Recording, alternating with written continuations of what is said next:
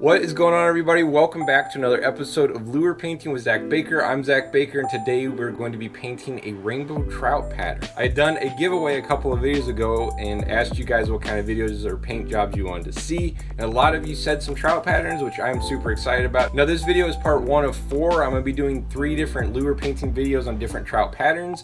And then we're going to be doing a little display box to showcase all 3 baits and doing a giveaway with it. So make sure you hang around for that. So without further ado, let's go ahead and paint this bait.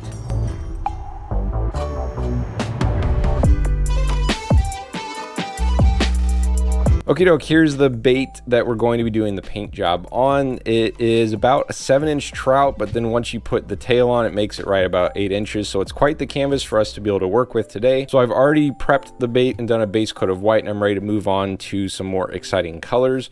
First one I'm going to be doing is just an acrylic enchanted gold. So it's still white, but once the sun hits it, it has a little bit of a translucent pearl. It's a nice little way to make the white paint look prettier. And all I did was put it inside of a little tube and water it down to the thickness that I like. Probably not going to show up very well for you guys on camera, but later once the clear coat's on, it's going to have a little bit of that color on it. I'm going to go ahead and put this in the airbrush, and we're going to give the whole thing a nice coat in that. I'm really focusing this more on the belly because we're going to be adding so much other colors to the top later. It's going to cover up most of it.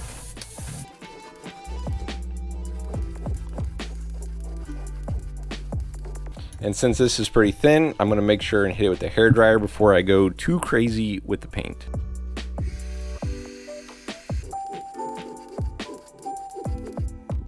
Alrighty, that works for me. Going to clean out the airbrush, and then we're going to be moving on to, it's like a transparent sand color, and we're going to be doing that up along the back and kind of the midline where that pinkish red stripe will be at later. So since we're doing the rainbow trout pattern, there's going to be like that pinkish red going down the center. Well, I want that to be able to fade in nicely with the white. Instead of just doing the pink, it'd be a harsh transition. So that's what we're going to be using this transparent sand to do.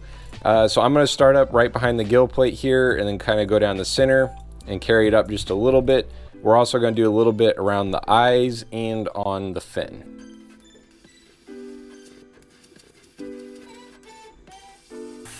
Now, I don't want to go too crazy with this because we're not trying to do a brown trout, we're trying to do a rainbow trout.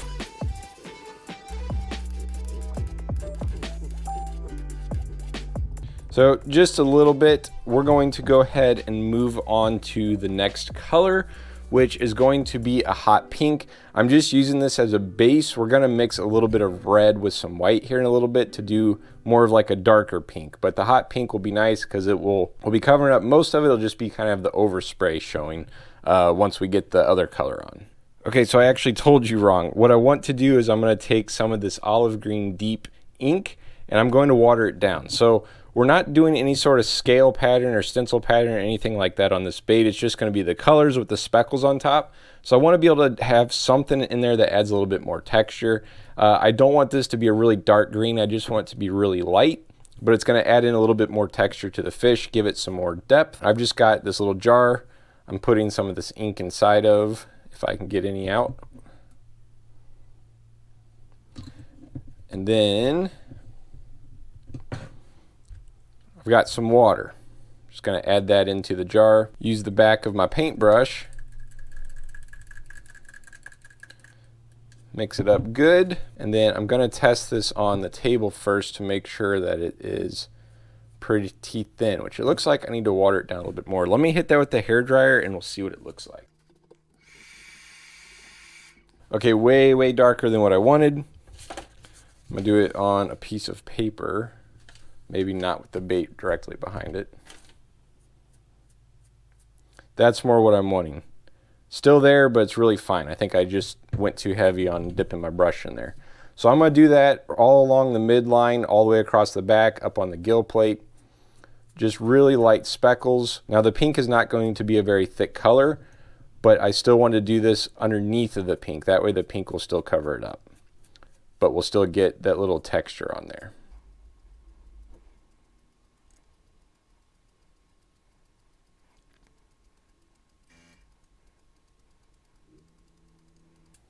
Every fish is not going to be a solid color. There's always going to be some sort of texture, which is what I'm trying to mimic right now with that. We'll have to make sure, we'll see how it turns out, I guess. I'm gonna make sure that ink is dry, and then we're gonna move on to doing that pink. Alrighty, I'm going to do this pink right below the midline, or basically right at the midline. I don't want it to go above it too much because we're going to be doing some other green up there later. And I don't want there to be a large quantity of white at the belly, if that makes any sense. So we're going to be doing right at the center line here, letting the overspray go up just a little bit. Well, actually, it's going to go up more than where I want it to because we're going to be doing a darker color on top of it. This is just a bottom color, but again, not trying to make equal amounts on bottom and top of the midline, trying to keep most of it below that midline or right at it. This is the Createx Hot Pink.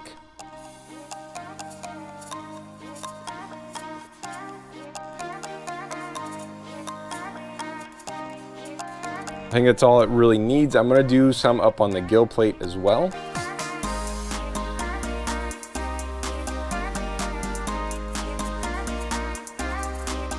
Just like that, gonna repeat the same thing on the other side.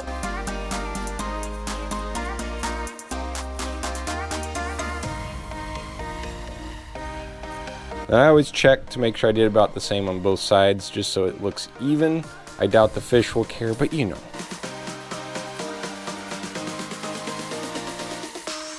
Actually, I think instead of mixing red with white, I think I'm just gonna mix a little bit of red with the pink. See, that's opaque red. I'm gonna do a little bit transparent. That way it'll be a little bit thinner. So I'm gonna mix these two right in the airbrush, and I'm gonna use a toothpick to stir it. I'm going to kind of try to put it on the side of the bowl. I don't know, there we go. Rather than letting it go all the way down inside there, because then it'll be spraying a solid pink, and we're wanting it to be mixed with a little bit of red. So more pink than red, just a darker shade of the pink. So I'm only gonna do 2 drops of the red, and then grab my toothpick and just kind of mix those two together right inside the bowl. If I was doing a whole bunch of these and I got the color I liked, I would definitely get its own little tube for them. That way they can all be consistent. But for this bait, since it's the only one we're trying to do, this is how we're gonna go about it. So now the trick is getting all of it down to the bottom. Gonna push it down there with the toothpick. That's why I do like the airbrushes that have the smaller bowl. I think it's a little bit easier to do this, but yep, that's what I want. I'm not going to cover up all the pink, just going to try to hover right in the center of it.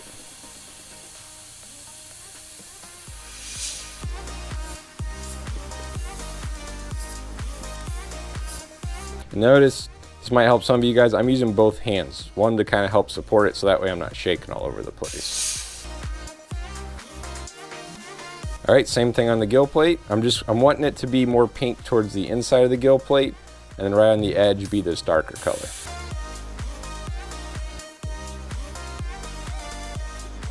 That works for me. Same thing on the other side. One of these days I should do a video where we paint completely 2 different patterns on a bait on both sides. That might be something.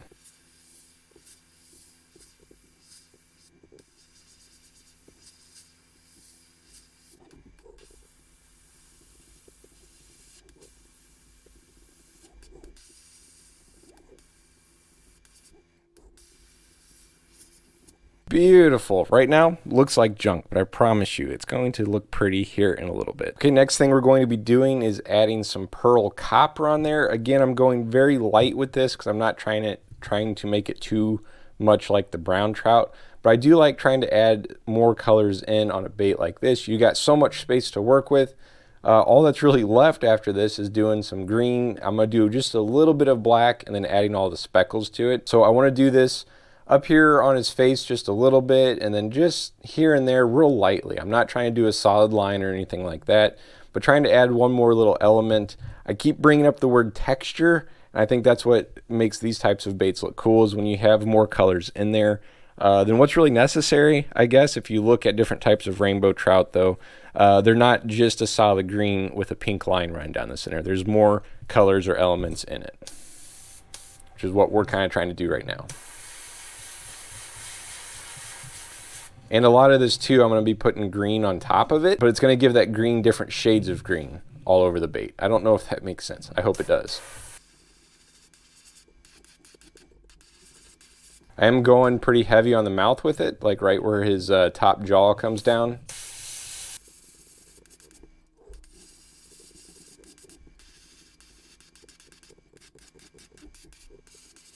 I'm going to do this on the fin just a little bit too.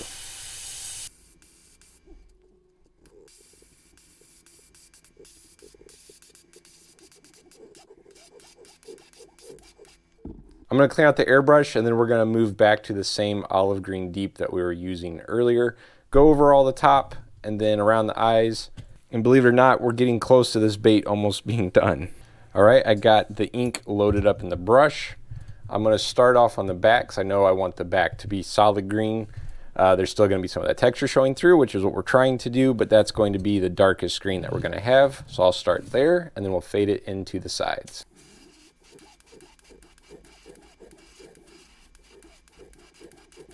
I'm also going to do this right here on the back. We're going to do about halfway down. We're going to do that green right on the edge right here.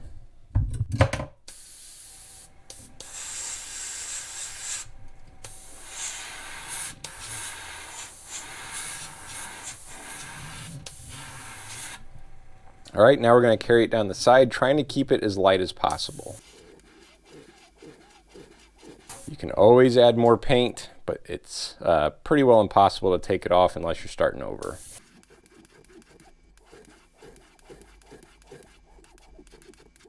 I think that might be all I'm wanting to do on the sides.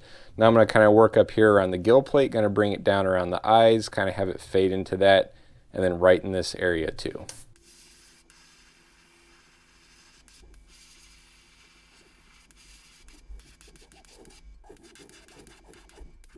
Okie doke, next thing I'm going to do is put in some black in the airbrush, and I want it just on the ridge, and that's just to give it a little bit more shape, because the only thing after that is doing some black dots. So I want just a little bit more color or definition to transition from top to side. Alrighty, doing some opaque black, and again, just trying to keep it on the ridge. I might bring it down by the eyes just a little bit to help that transition, but trying to keep it mostly on the back. We'll see what happens. And I'm not trying to go solid black.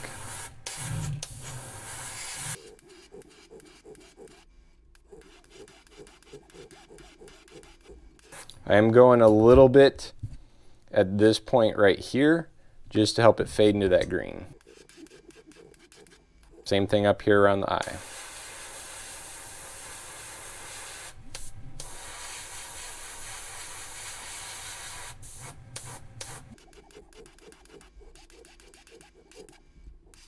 All right, I'm going to stop there because I'll end up making it solid black. I'm going to hit this whole thing with the hairdryer, and then we're going to move on to adding some more speckles and then the nice big old bold dots. So we're going to do the same thing that I did with the green, only with some black. Because I want some really fine black speckles on there. So adding a little bit of paint to the jar. Same jar, by the way, I just washed out the green. And then adding some water. I want these to be as fine as possible. Just little bitty dots, little bitty texture. I'm using the acid brushes, the acid shot brushes. I'm using the acid shot brushes, which is what they are, and I just cut it at an angle. A lot of people said they wanted the stencil pattern kit, so I might throw one of these in there too, just so you guys can try them. I get them from Harbor Freight. I'm knocking most of that paint out on the table just because I want the really fine speckles.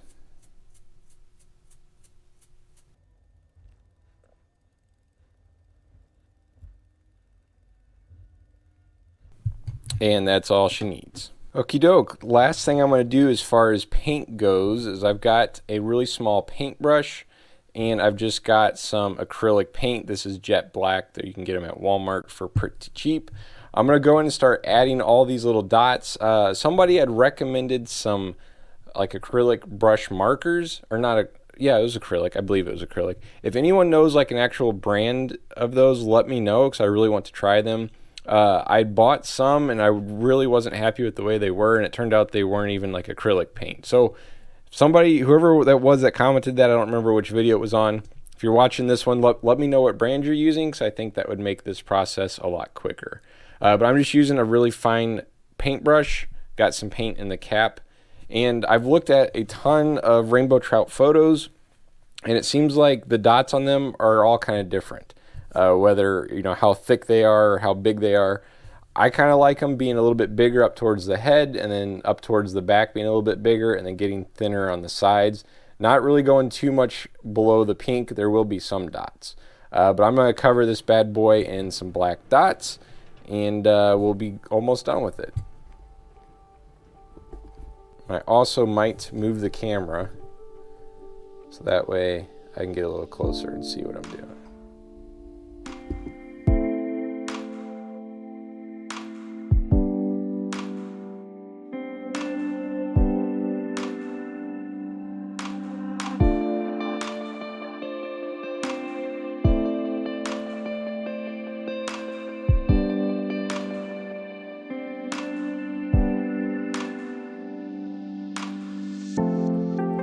Alrighty, I might go back and add some more small dots later on. I'm not exactly sure right now. I'm going to stop with the dots, not mess with it for a while, and then come back. So I might add a couple more here and there, fill in some spots. But the next thing I've got to do is add in the eyes. Now I've got these glass eyes. They're called dragon eyes on Amazon. I can put the link below. I normally don't put these on my blanks like this one, because usually the eye sockets aren't deep enough, and I'm very confident these will get ripped off of a bait rather quickly, like off a normal square bill or something like that. But for this trout, the eye socket is plenty deep enough for these eyes. I'm going to go ahead. These do not have a sticky back at all, so I'm going to put some super glue in there, which I always glue them in anyways, but this one's definitely a good need for super glue. So I'm going to drop some in there. Tilt the bait a little bit more so the glue doesn't run out. And I kind of want it to have it like it's looking back. Drop the eye in, make sure it's centered. And I'm just gonna let that sit for a little bit and do the same thing on the other side. This bait will be ready for clear coat after that.